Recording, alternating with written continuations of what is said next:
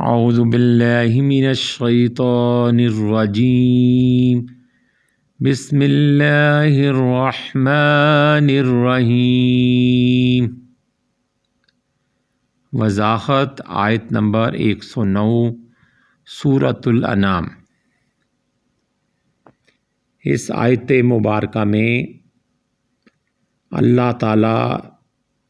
نبی کریم صلی اللہ علیہ وآلہ وسلم کو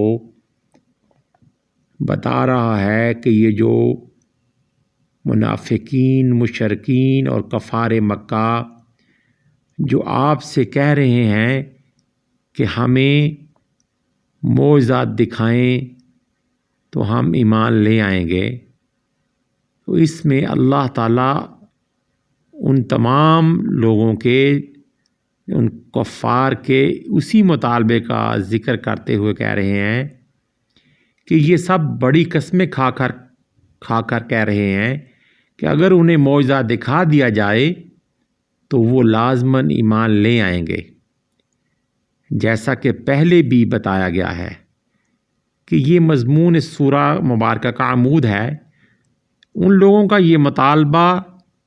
تھا کہ جب آپ صلی اللہ علیہ وآلہ وسلم نبوت و رسالت کا دعویٰ کرتے ہیں تو پھر معجزہ کیوں نہیں دکھاتے؟ اس سے پہلے تمام انبیاء معجزات دکھاتے رہے ہیں۔ آپ خود کہتے ہیں کہ حضرت موسیٰ علیہ السلام نے اپنی قوم کو معجزات دکھائے، حضرت عیسیٰ علیہ السلام نے بھی معجزات دکھائے، حضرت صالح علیہ السلام نے بھی اپنی قوم کو معجزات دکھائے۔ تو پھر آپ ہمیں معجزہ دکھا کر کیوں مطمئن نہیں کرتے؟ ہمیں معجزہ کیوں نہیں دکھا رہے؟ ان کے سردار اپنی عوام کو متاثر کرنے کے لیے بڑی بڑی قسمیں کھا کر کہتے تھے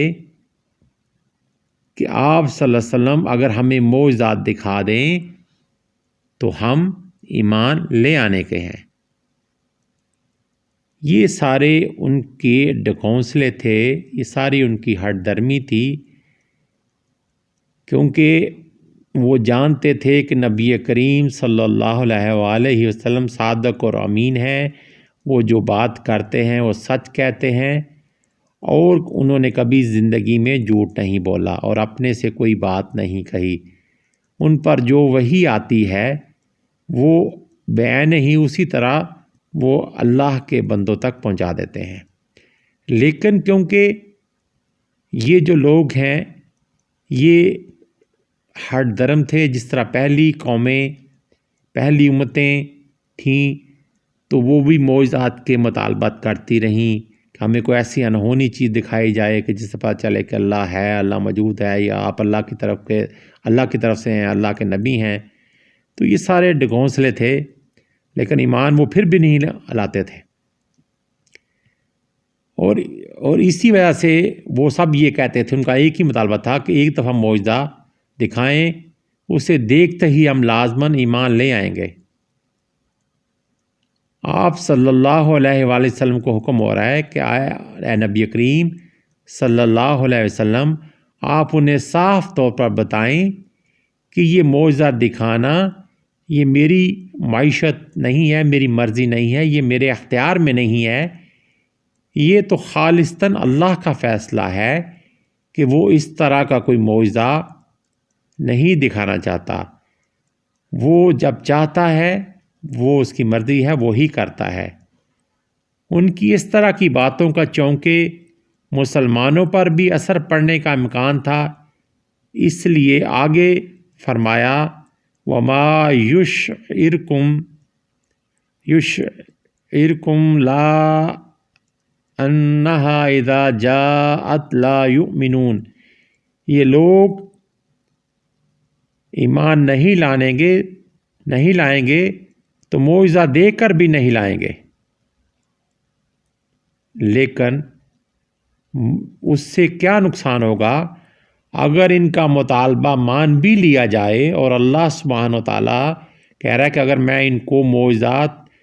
معجزہ یا معجزات دکھا بھی دوں تو یہ ایمان نہیں لائیں گے، لیکن اس سے ان کا نقصان یہ ہوگا کہ یہ معجزات دیکھ لینے کے بعد ان کو جو مہلت دی گئی ہے، ان کی جو رسی دراز کی گئی ہے، وہ اس سے ان کی پکڑ ہو جائے گی اور ان کی مہلت کا وقت ختم ہو جائے گا اور